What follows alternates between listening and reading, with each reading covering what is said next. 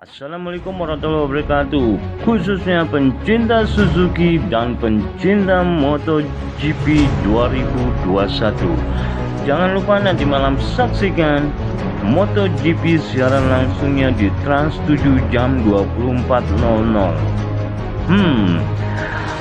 Bagaimana nasib Alex Rins dan Joan Mir? Ya, untuk hasil kualifikasi ini bisa dibilang Suzuki memasuki posisi 10 besar, di mana Alex Rins berada di posisi ke-8 dan Joan Mir di posisi ke-9.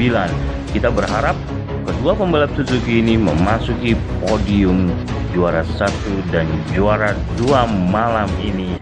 Oke, berikut saya tampilkan hasil kualifikasi Motogp Doha 2021. Jangan lupa tekan tombol subscribe, like, and share-nya. Oke, bosku, check it out.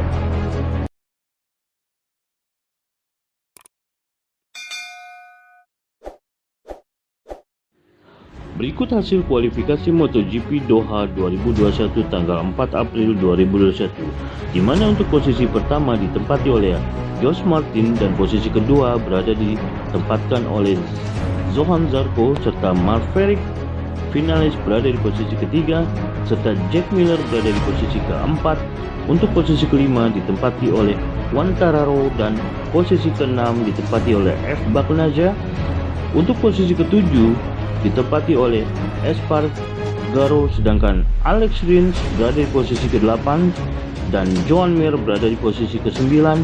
Untuk posisi ke-10 ditempati oleh Morbidelli, sedangkan Oliveira menempati posisi ke-11. Ada Luca Marini di posisi ke-12, Alex Marquez di posisi ke-13, sedangkan posisi 14 ditempati oleh Paul Espargaro dan posisi ke-15 ditempati oleh Nakagami, sedangkan Petrucci berada di posisi ke-16 dan Binder berada di posisi ke-17, sedangkan Bastianini berada di posisi ke-18, Iker Lecuona berada di posisi ke-16, posisi ke-20 ditempati oleh Valentino Rossi dan 21-nya ditempati oleh Salvatore. Oke guys, jangan lupa nonton nanti malam Motogp secara langsung di Trans 7. Jangan lupa tekan tombol subscribe.